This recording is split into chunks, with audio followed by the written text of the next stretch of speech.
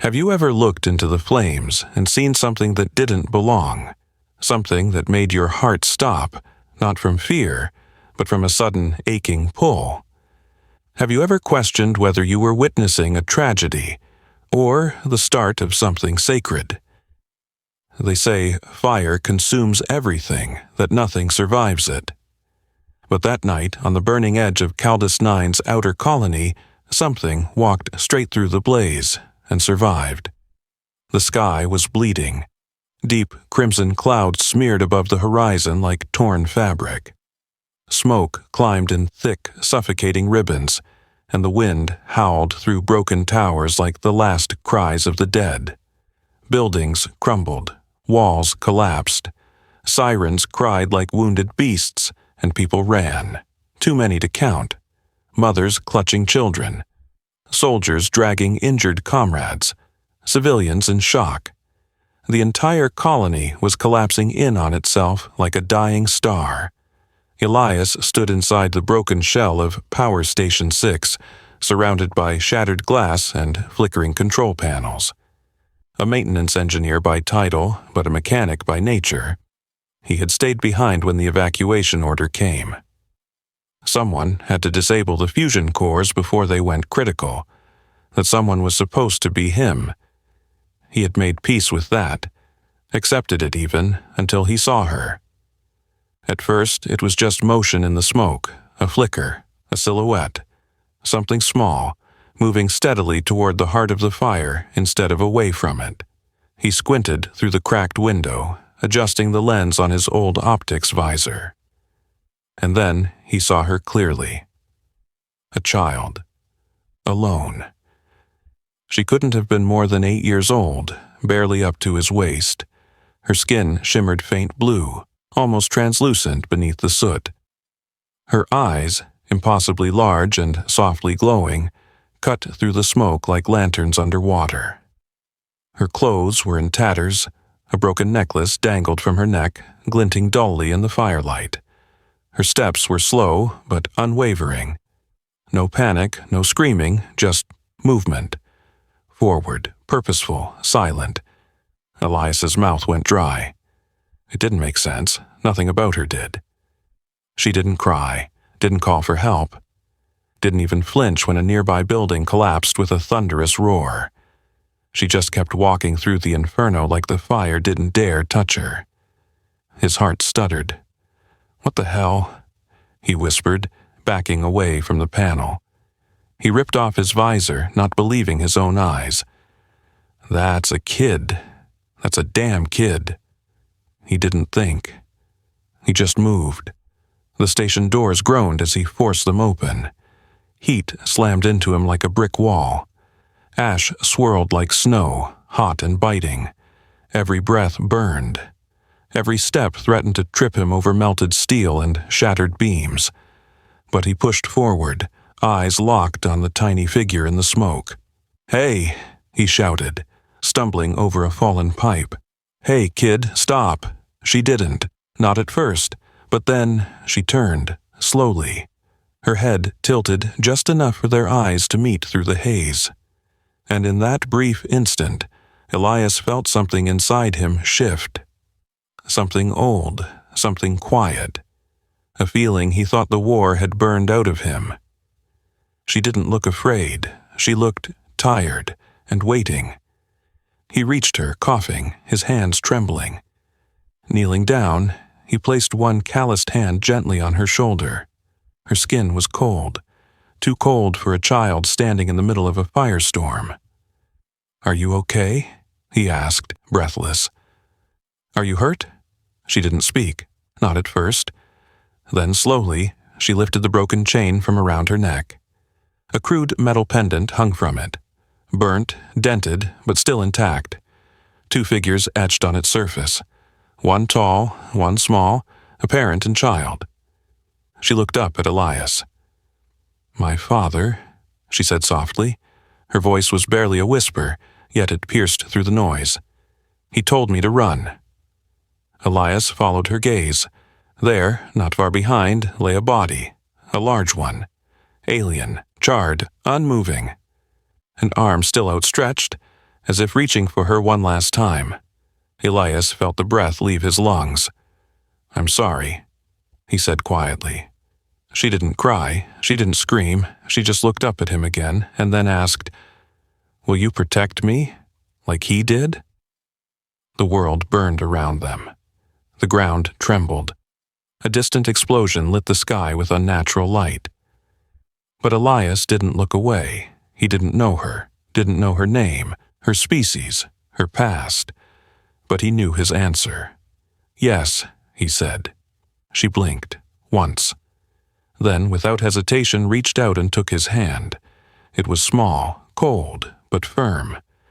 And in that moment, amidst the fire and fury, Elias realized something profound. He hadn't saved her. She had saved him. Have you ever made a promise without knowing what it would cost you? Have you ever looked into a child's eyes and seen not just pain, but trust, so raw and undeserved it made you ache? The fire didn't stop.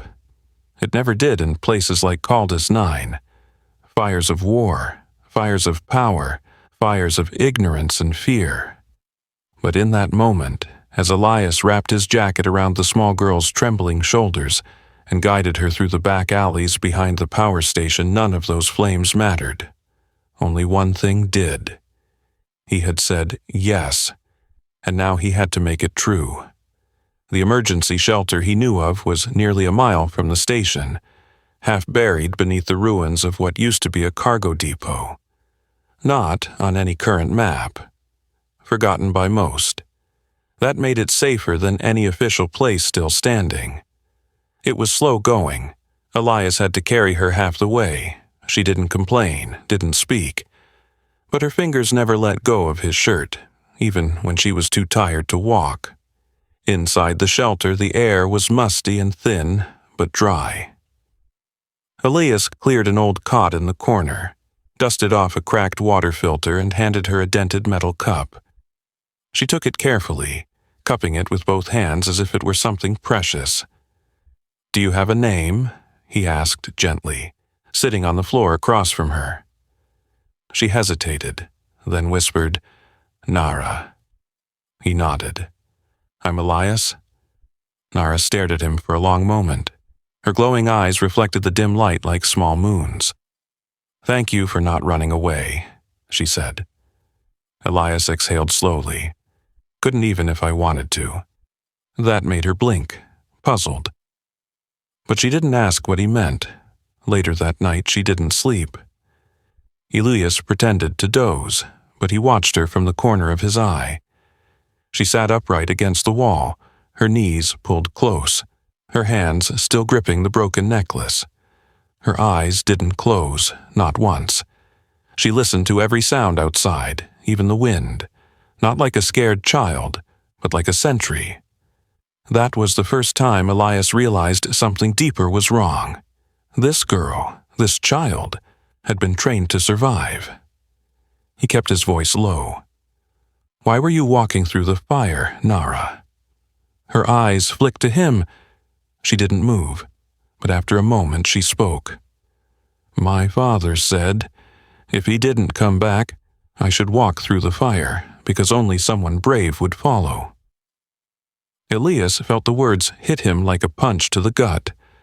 The simplicity, the sorrow, the trust wrapped in a child's logic. Her father had known he wouldn't make it. He had trusted the world to be cruel, but maybe, just maybe, kind once more. Elias didn't know if he deserved to be the one who proved that man right. But he knew this. He couldn't let that kind of trust go unanswered.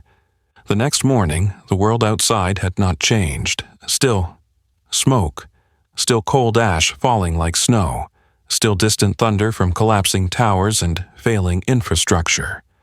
But inside the shelter there was a quiet, not peace, not yet, but the kind of stillness that lives between breaths, the space between running and resting.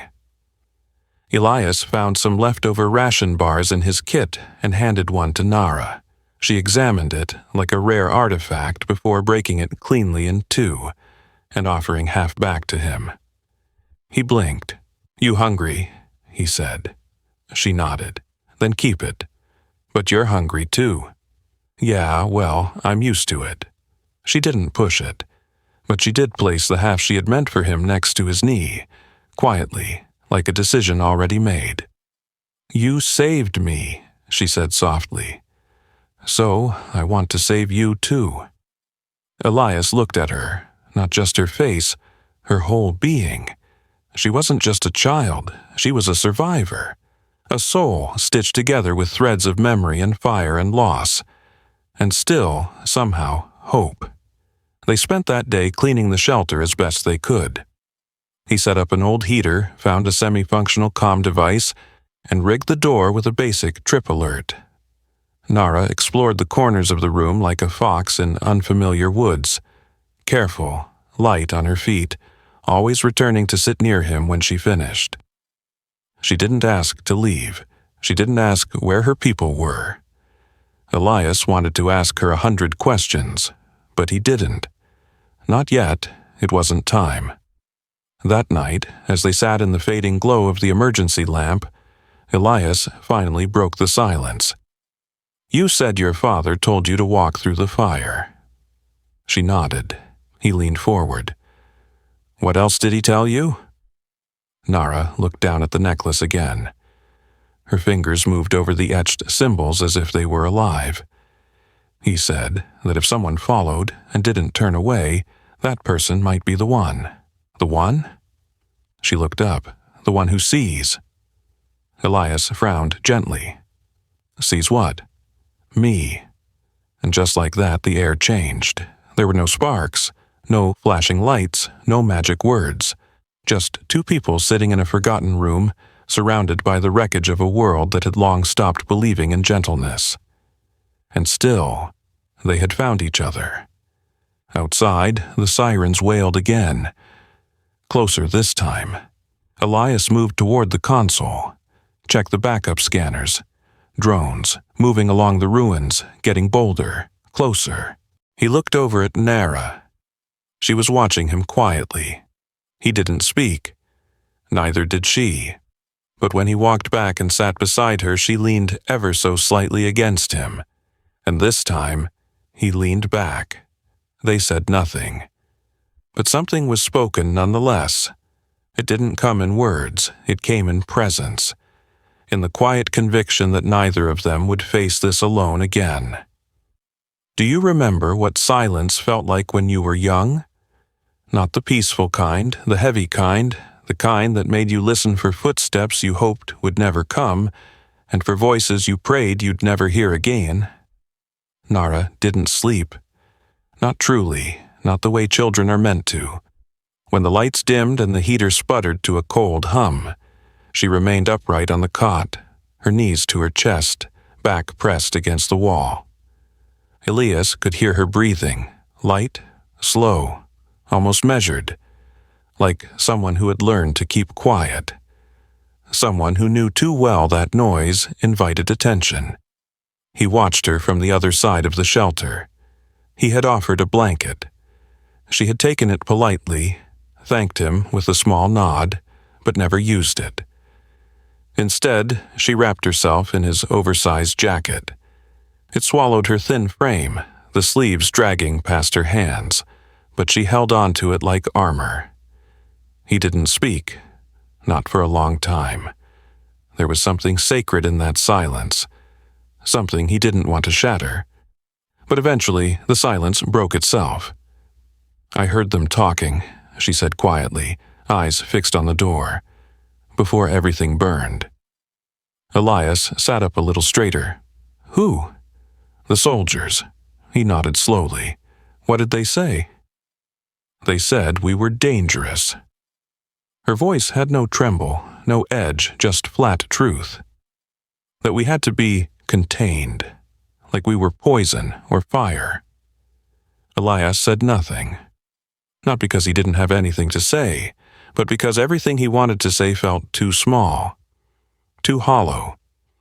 "They didn't see me," she added, "not until it was too late." "What did you do?" he asked gently. She turned to him finally. Her eyes didn't glow as brightly in the dark, but they held something deeper now, something harder. I ran. And your father? Her gaze dropped. He stayed. Elias lowered his eyes too. There was nothing else to say. He'd seen enough war to know the rest of that story. Nara leaned her head back against the wall and stared up at the rusted ceiling. There used to be a lullaby, she murmured. My mother sang it. She said it was from the stars. But I can't remember the tune anymore. Just the way she smiled when she sang it. Elias felt his throat tighten. I used to fix things, he said softly. Back before all this. I liked it because broken things didn't ask questions. They didn't fight back, they just waited for someone to care. Nara looked at him. And did they get better? Sometimes, he said, if I tried hard enough. A pause, then her voice again, small and unguarded. Do you think I'm broken? Elias stood and crossed the room slowly. He sat beside her on the floor, careful not to crowd her, not to startle her. She didn't move away. No, he said, I think you're hurt, but not broken. What's the difference? Hurt things still feel, broken things stop trying. She considered that. Then maybe I'm still trying, she whispered. They sat in silence again, but this time it was softer. Shared. Outside, a distant thrum vibrated through the floor, a low mechanical hum that pulsed through the ruins like a heartbeat. Elias tensed and crawled over to the wall-mounted scanner.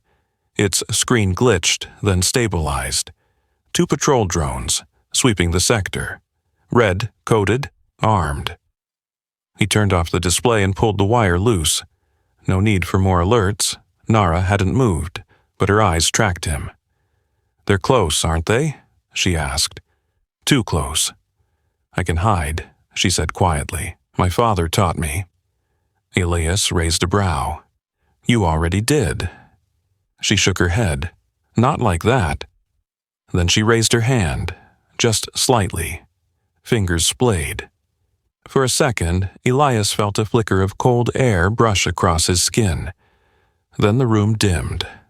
Not from the light, but from something else. Shadows shifted. Walls softened.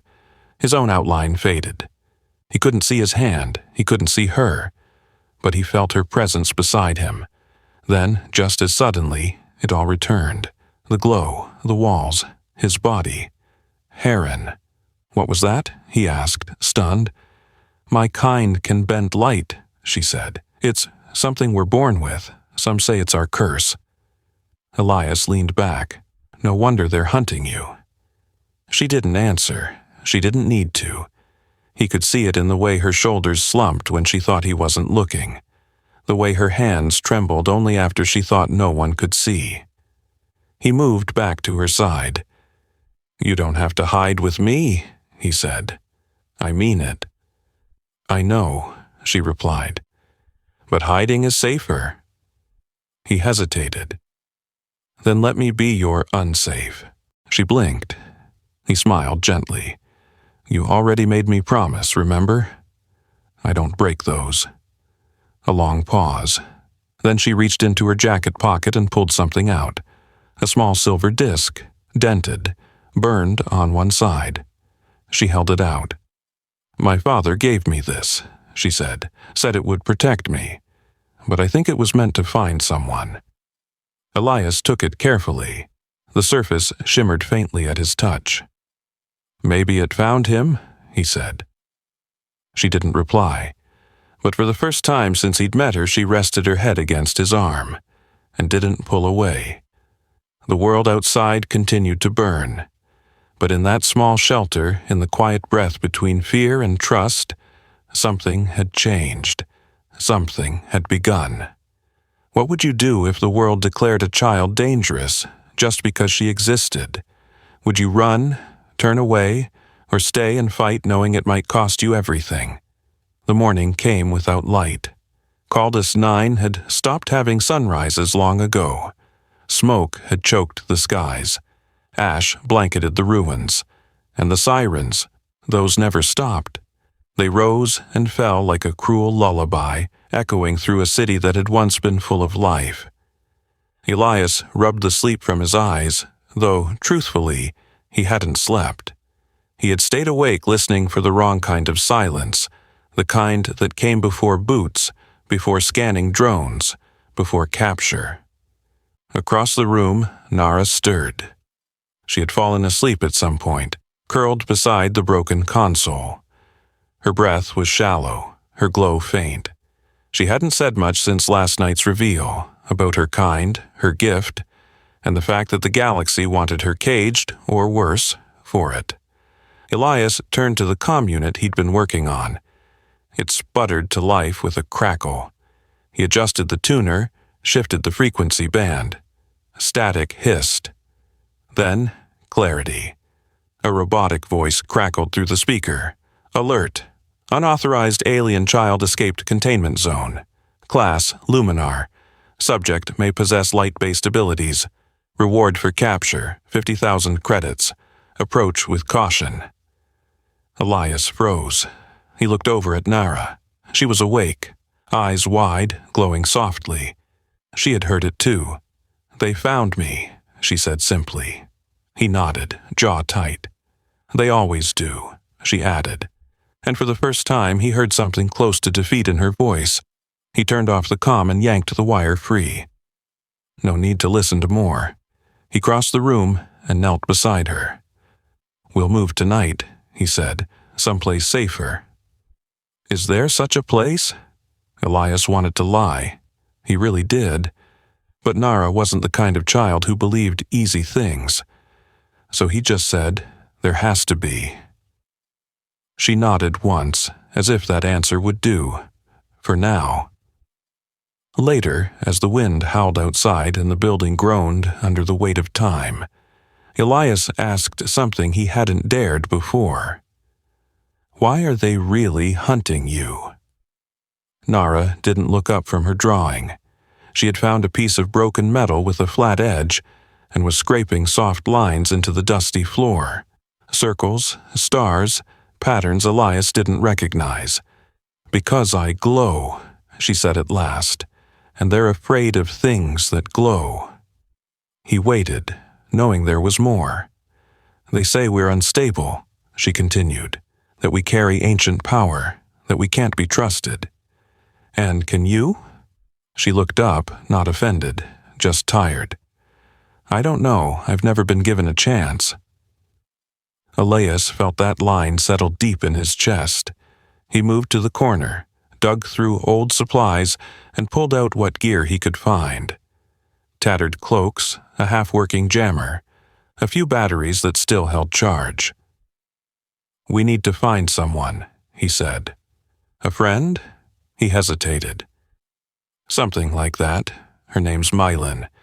If she's still alive, she'll help us get off-world. Will you come with me? Nara asked, voice too quiet. Elias stopped what he was doing. He turned. I gave you my word. She didn't smile, but she relaxed. That was enough. Night fell hard. The heater flickered out, and cold crept in. Elias gave Nara the last power cell. She curled up in his jacket again, her glow barely visible beneath the fabric. He watched her for a while, then looked at the small pendant she had given him before, the one from her father. It still shimmered faintly when held in his hand. He didn't know if it was technology or something more ancient. He just knew it warmed when she was near. As they prepared to leave, Nara stepped into the light and pulled the hood of the cloak over her head. Her eyes still glowed. Not much, but enough. You sure you don't want to hide your face? Elias asked. She shook her head. You didn't hide from me? They exited the shelter through the maintenance hatch. The city was even quieter than before. No sirens now, just cold.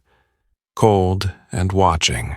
They kept to the shadows, moving through alleys, ducking beneath broken scaffolding, past twisted metal and shattered glass.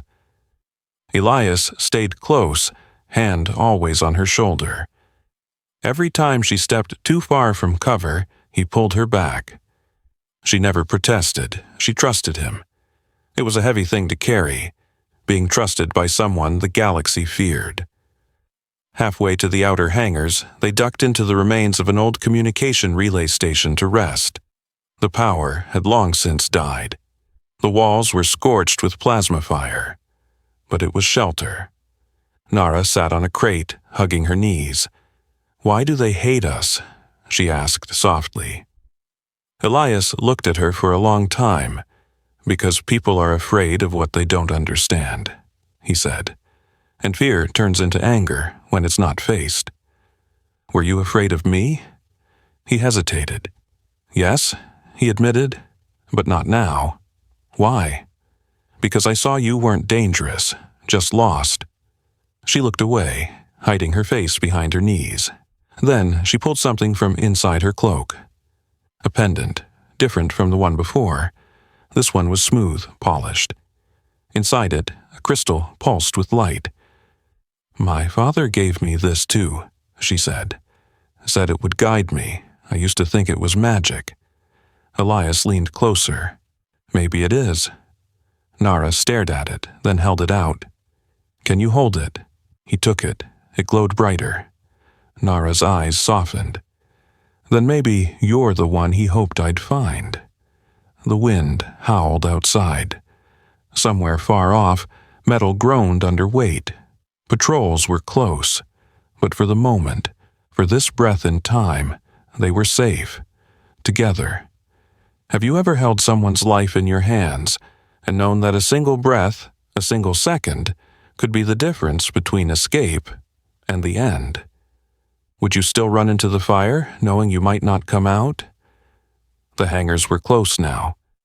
The southern cargo zone of Caldus 9 had once been a hub of life.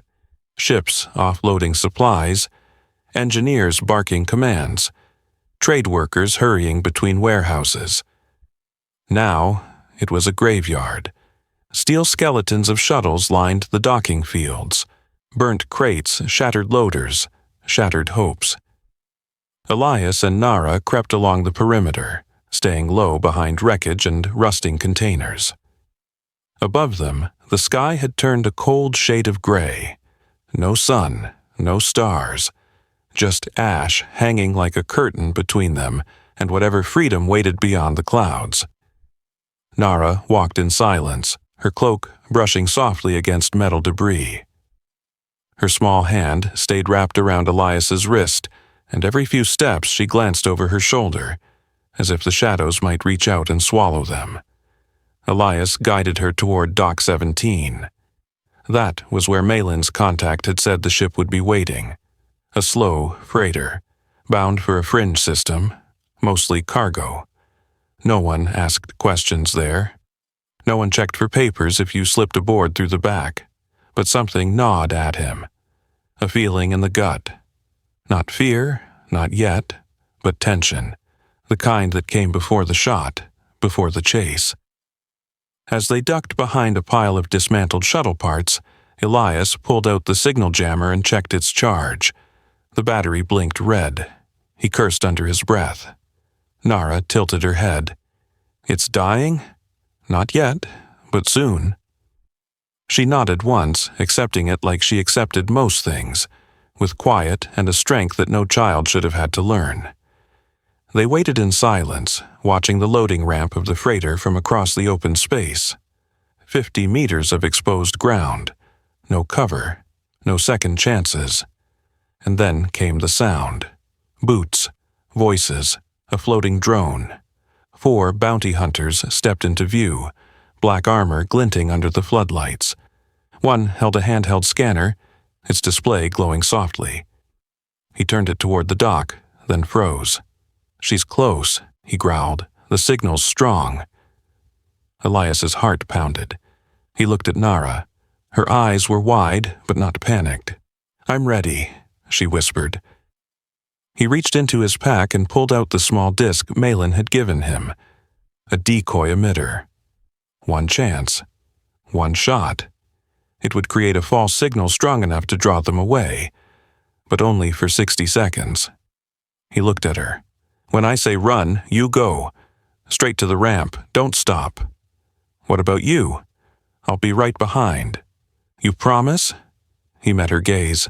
"I promise." She gave a tiny nod.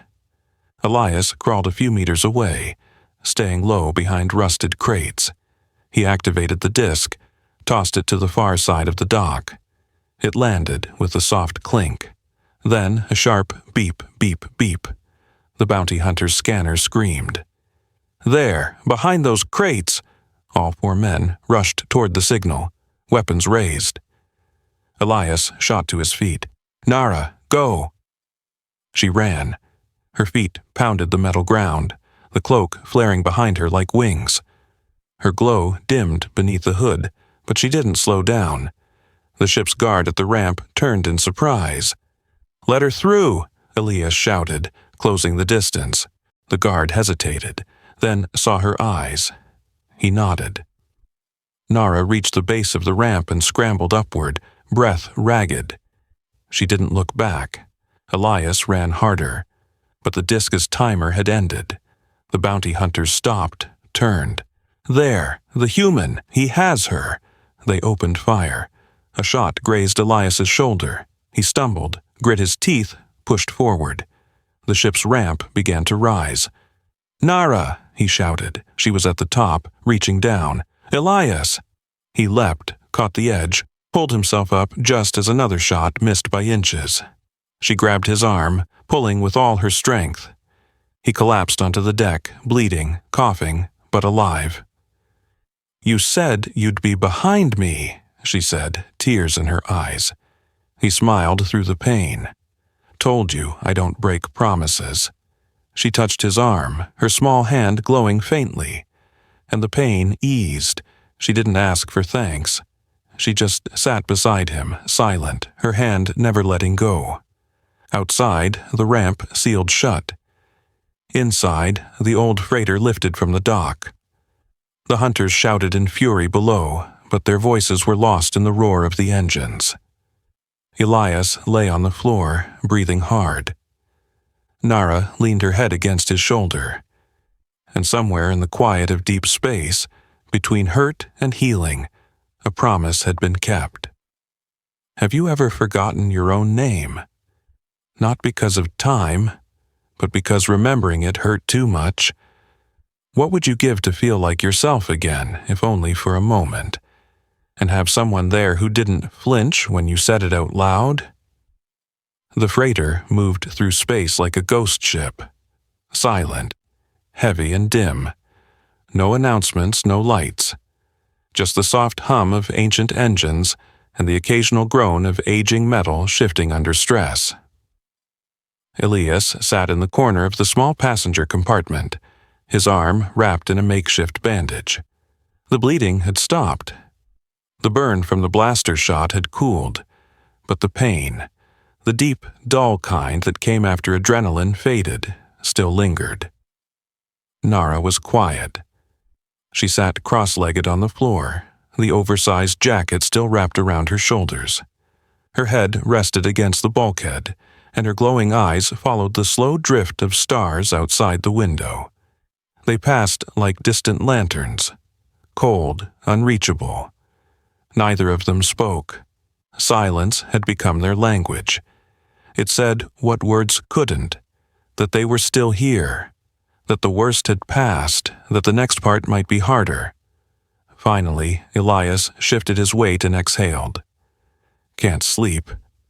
Nara shook her head. "Too much noise inside." He gave a soft chuckle. "Yeah, I know the feeling." She didn't smile. Not yet, but her shoulders relaxed slightly. The ship creaked around them. A lull settled between the stars. Then, without turning, she said, "Do you think we're safe now?"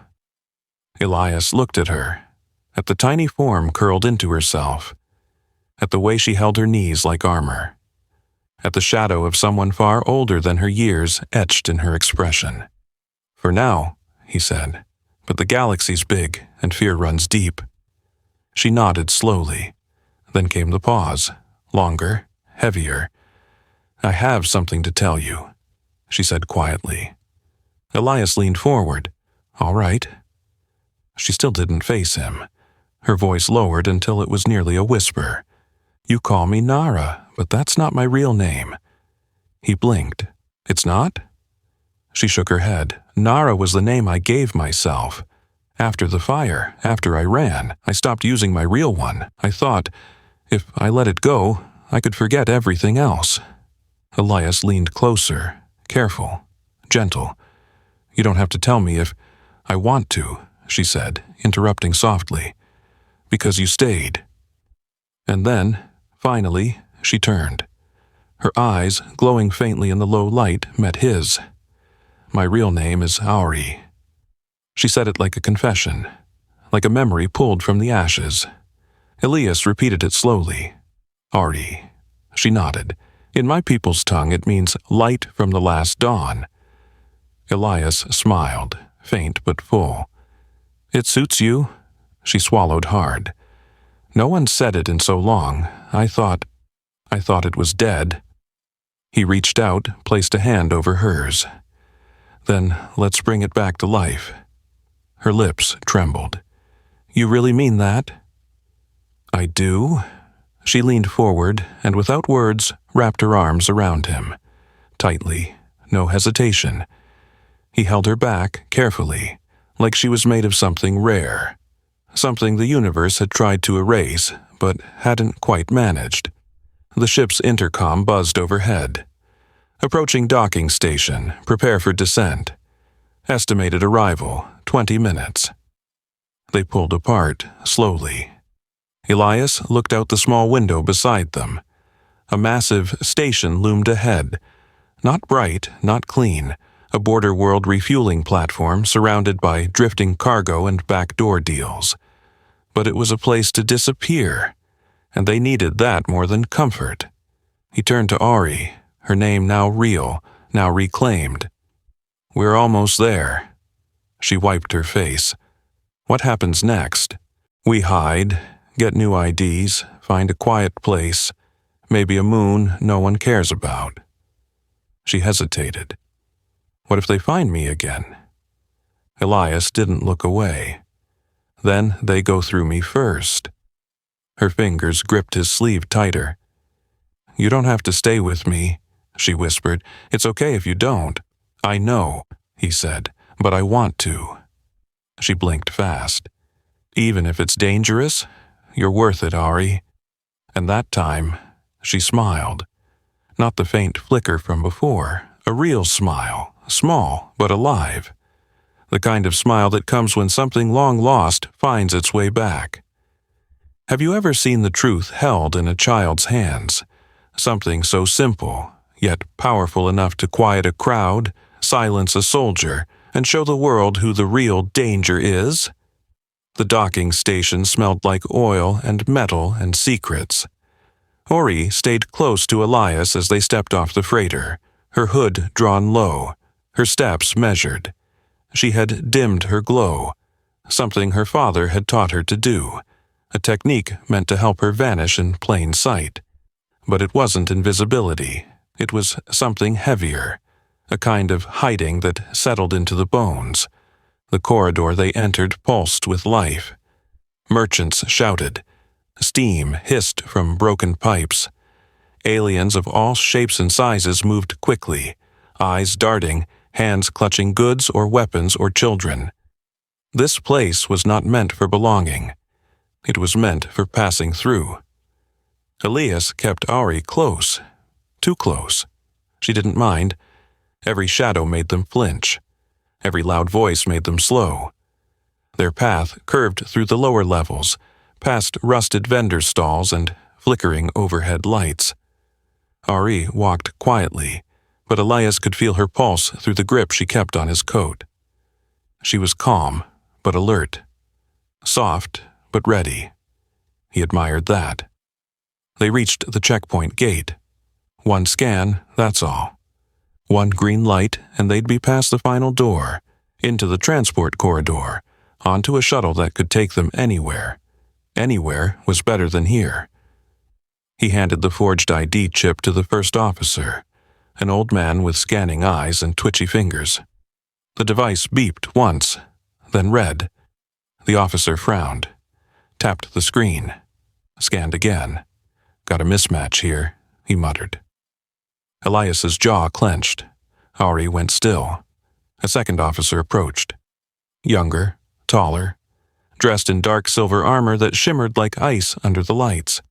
His face was unreadable, cold. Not angry, just efficient. "Problem?" he asked. The old man leaned in, whispered, "I think that's her." The armored one didn't blink. He turned and stared directly at Dari. "You," he said, "lift your hood." Elias stepped between them instantly. "She's just a kid." "She's a threat," the man snapped. "Move." "No." The officer's hand drifted to his weapon. Before he could draw, Ari's voice rang out, not loud but clear. "Please don't hurt him." The words stopped everything. Even the crowd, the noise, the station, paused. The old man hesitated.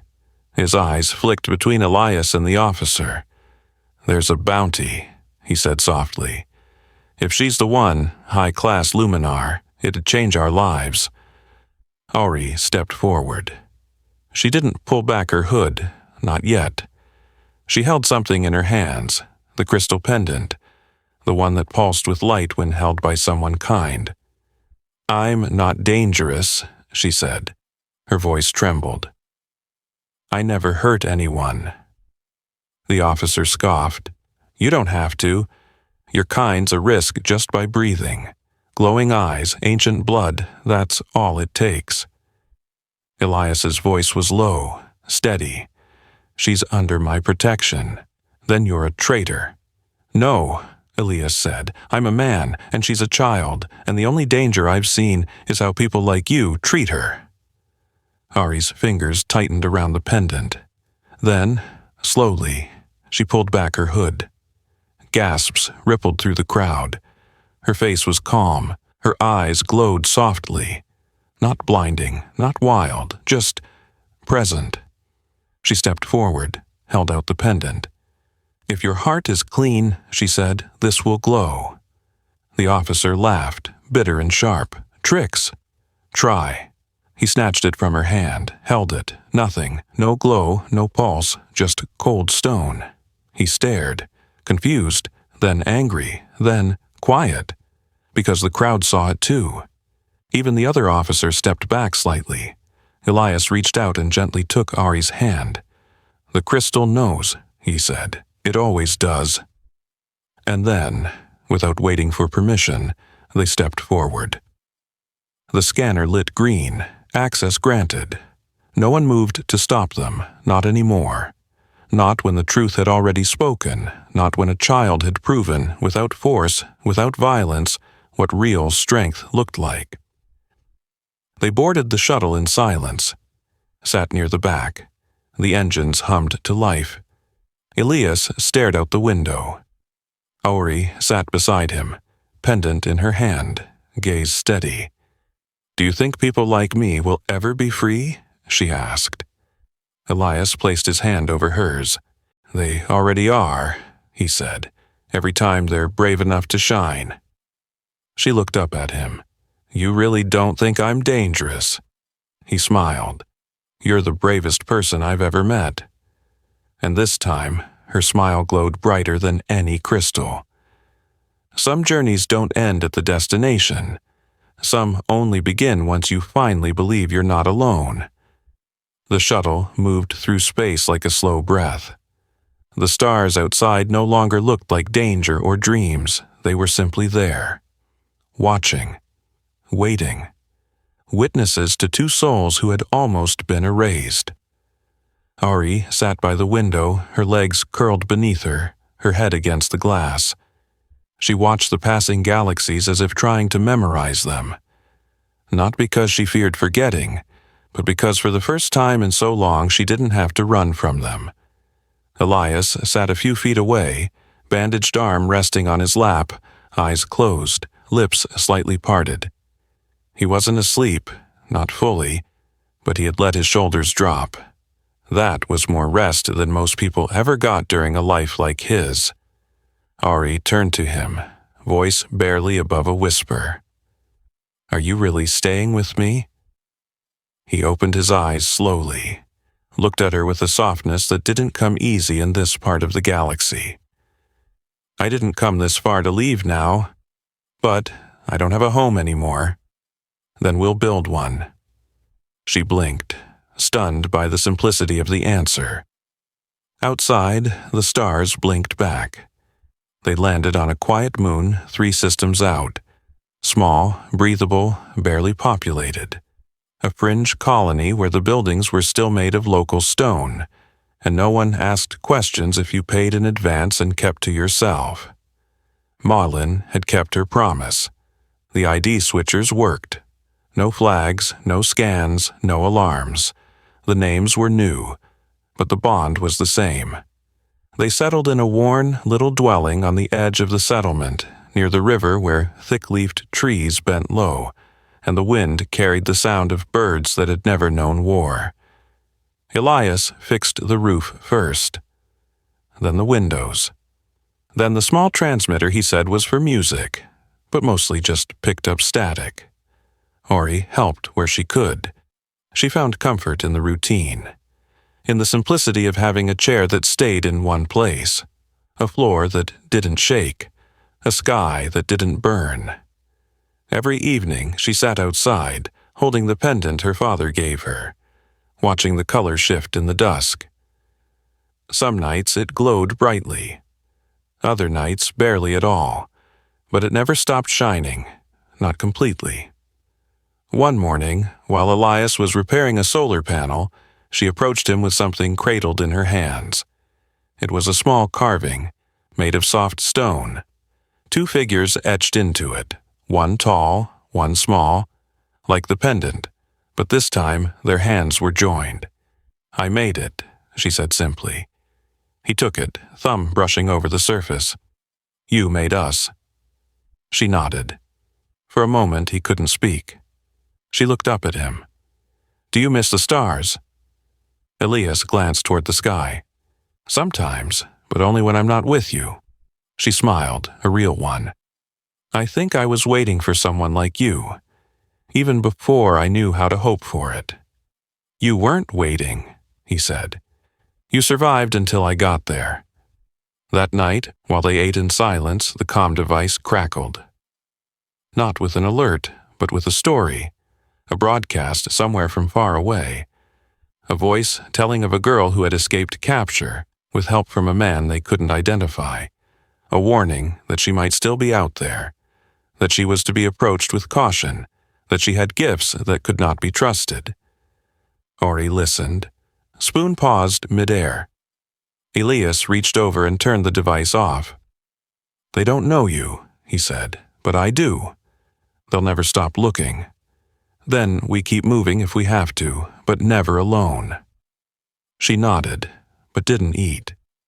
He leaned forward, voice low. "Ori, they may chase you for a long time, but I promise you this, no matter where we go, they'll never catch you alone again."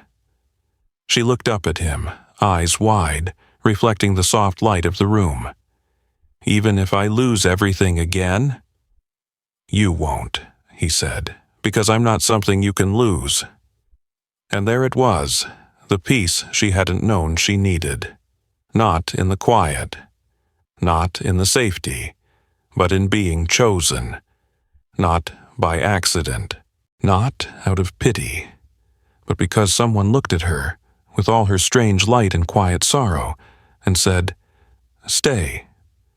In the months that followed, she began to draw again. Pictures of places she remembered from before the fire, from before the world told her she was a threat. Places with skies that shimmered and rivers that spoke in soft, bubbling tones. She showed them to Elias one evening. He pointed to one and asked, "Is this real?" She smiled. "It was. Maybe it will be again." He nodded. "Then one day we'll go see it. Together." And she believed him. Because he never broke promises. If this story stayed with you, Share what part touched you the most. Or tell us, what would you have done if it were you in Elias's place? We'd love to hear from you in the comments.